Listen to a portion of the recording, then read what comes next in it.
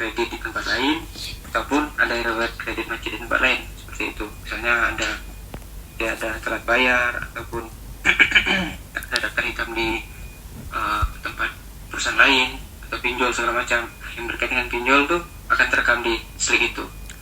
Nah, kemudian kedua, kita lihat dulu profesi dia sebagai apa, apakah dia sebagai pekerja ataupun wira swasta. Nah, karena kalau kita kategorikan wira swasta kan, pekerja kan, dia akan mendapatkan fixed income. Jadi artinya dia akan mendapatkan pendapatan yang stabil, konsisten setiap bulannya. Kan? Sedangkan yang pengusaha wira swasta tadi, dia akan cenderung pendapatan itu naik turun lah, tidak stabil lah, kan. Kita lihat dulu seperti itu kategorinya. Kemudian kalau memang dari segi pendapatan dia setiap bulannya lancar, setiap bulannya bisa memenuhi kebutuhan hidupnya, mungkin itu jadi salah satu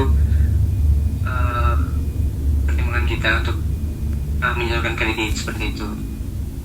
Nah, tidak hanya itu ya, risiko kredit ini dilihat juga apakah si konsumen ini dari karakternya sih serius apa enggak melakukan kredit, mulai dari DP sama angsuran, dia bersiap enggak, seperti itu.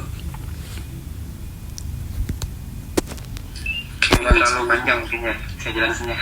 Apa sih bangunannya?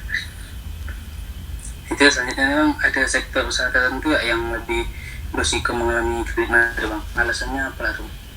Ya, nah mungkin salah satunya mungkin kita ambil contoh lah,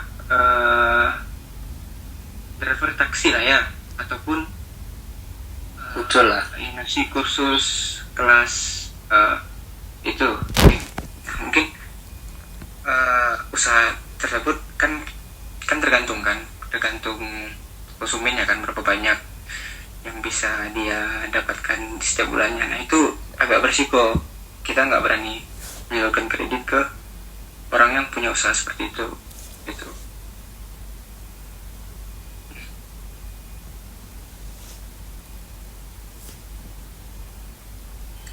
Oke bang, makasih bang. Selanjutnya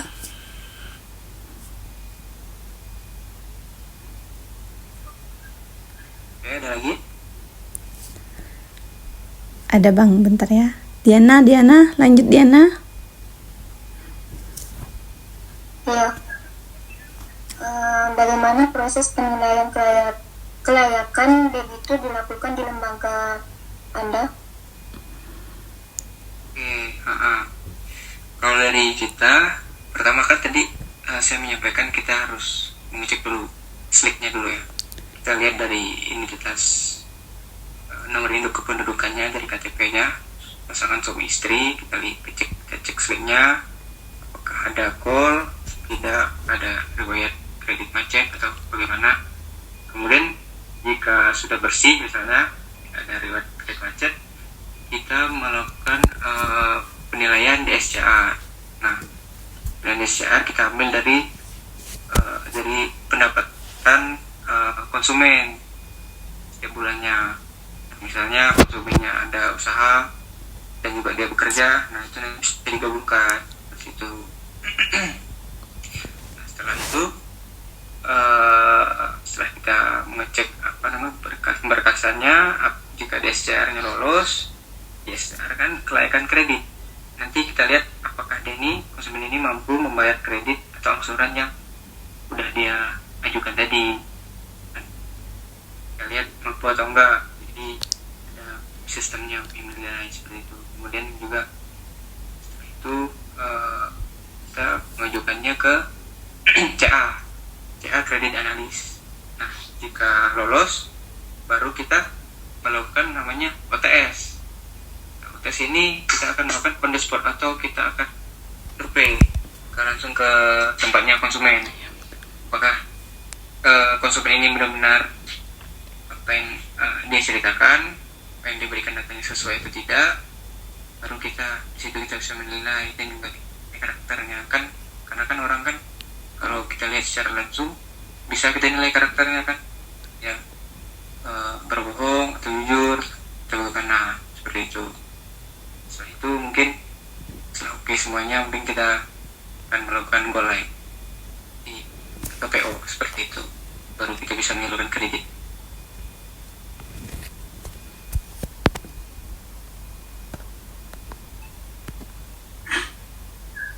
Selanjutnya, bagaimana Anda melakukan analisis terhadap arus kas dan prospek Anda debitur?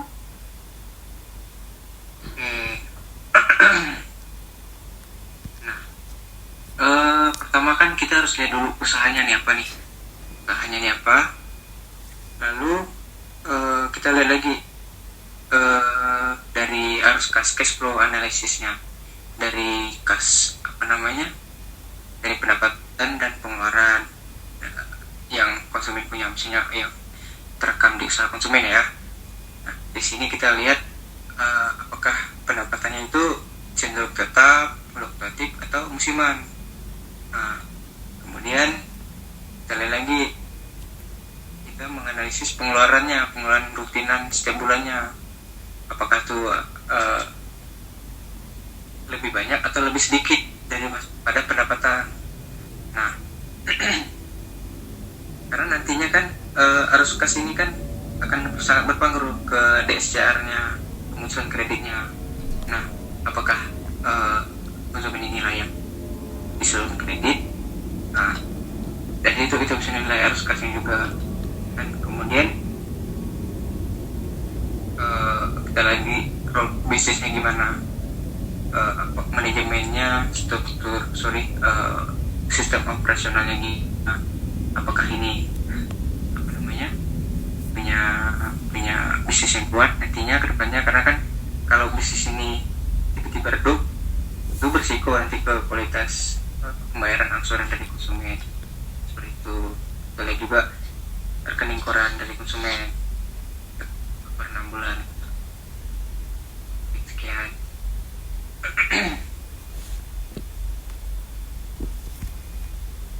Ya, lagi. Mau tanya lagi nih Bang, biasanya tuh kalau misalnya sebelum kan sebelum mengajukan kredit kan kita kan ada pengecekan ini kan, latar belakang calon calon tukang kreditnya gitu kan, yang mau mengkredit nih kan. Nah, itu tuh biasanya gejala awal apa sih yang biasanya muncul sebelum kredit, yang itu tuh ini orang ini nih bermasalah nih, ternyata pas di cross check orang ini bermasalah gitu kan, selain contoh dari kayak pinjol atau apa gitu. Karena tuh biasa tuh kan kalau saya lihat orang yang mau melakukan kredit melewati perantaran kayak misalnya home credit gitu kan. Nah, dia tuh biasa kayak salesnya nih membantu meloloskan, membantu memberikan arahan gimana caranya biar konsumennya ini lolos gitu. Nah, kalau misalnya kayak gitu tuh gimana Bang? Kok misalnya ketahuan ternyata sales yang di lapangan nih bisa dikatakan memanipulasi data lah ya kan, informasi calon customernya kan. Nah, itu tuh ternyata Mbak ini nggak lolos karena Mbak punya masalahnya di sini. Nah, itu kategori masalahnya tuh kayak gimana? Ya, nah tadi yang saya awal bilang tadi kan, memang yang pertama kita cek tuh memang slipnya. Dari slipnya kita cek apakah si konsumen ini atau calon debitur ini layak di salurkan kredit. Kita lihat historinya. Biasanya kalau slipnya banyak halaman tuh berarti dia banyak pinjaman tuh biasanya. Nah, oke lah kalau memang dia banyak pinjaman kan. Nah, kita lihat juga karakternya, apakah dia bayar terus nih setiap bulan, ataukah ada macet atau enggak, level 1, level 2. Nah, dari situ kan karakter konsumen kan udah terbaca kan. Nah, kemudian kalaupun memang dari sisi slipnya oke, kita coba hubungi langsung konsumennya. Kita tanyakan, biasanya si sales ini atau mereka ngasih data kita, ngasih data konsumen ini bagus kan misalnya kan. Cuman si konsumen ini pengen misalnya kendaraan yang melebihi batas dia mampu membayarnya. Misalnya dia dengan gajinya sebulan 9 jutaan kan. Lalu dia mau ambil Mazda nih. Nah, tentu dengan gaji segitu mau ambil Mazda, kita kan mesti berpikir lah, Mazda kan orang yang menengah ke atas kan, karena harga mobilnya kan 600-an kan. Iya betul. Nah, gaji segitu kan nggak akan bisa, nggak lolos. Walaupun dari listriknya oke ya, listriknya oke. Walaupun dia ada usaha sampingan. Nah, sebenarnya banyak faktor. Kita harus berbicara langsung ke konsumennya, dia jujur atau enggak, dia ngerti mobil yang dia beli atau enggak, nah, seperti itu. Nanti karena biasanya banyakan tuh si kendaraan ini nanti ini dipakai untuk si calon konsumen tadi ini biasanya dipakai namanya sama orang lain. Jadi bukan si konsumen kendaraannya, malah orang lain. Nah seperti itu. Jadi kita harus benar-benar teliti di segi komunikasi sama konsumennya. Kita harus bisa survei ataupun kita lihat tadi selipnya betul-betul bagus-bagus, dan juga kita tanya lah lingkungan sekitarnya bagaimana karakter si konsumen, apakah dia ada masalah atau enggak di masyarakat nih. Nah, itu juga penting seperti itu. Iya bang, sedikit nambah ya bang pertanyaannya, karena saya ini penasaran nih bang. Kalau misalnya kayak di kategori anak kuliahan nih lah ya kan, misalnya anak kuliahan. Nah dia kan kalau anak kuliahan ini kan pendapatannya kan ndak tentu ya, tapi ada tiap bulan ada, tapi ndak tentu. Nah kalau misalnya nih dia kayak mengajukan kredit, katakanlah itu HP lah ya kan, misalnya kan cicilannya kan nggak murah, nggak terlalu mahal kan, nggak terlalu bersih. Nah itu kira-kira bisa diloloskan nggak kok misalnya kayak sistem apa ini namanya, uang yang dia dapatkan itu kayak misalnya per 2 minggu tuh pendapatan dia katakanlah 1 juta gitu kan, karena dia kerja serabutan gitu kan, kerja yang tidak terdata gitu kan misalnya. Nah kalau misalnya kayak gitu tuh kira-kira bisa lolos nggak bang? Pertama mau saya luruskan nih deh, di kami ini kan khususnya tuh memang kendaraan roda 4. Oh iya.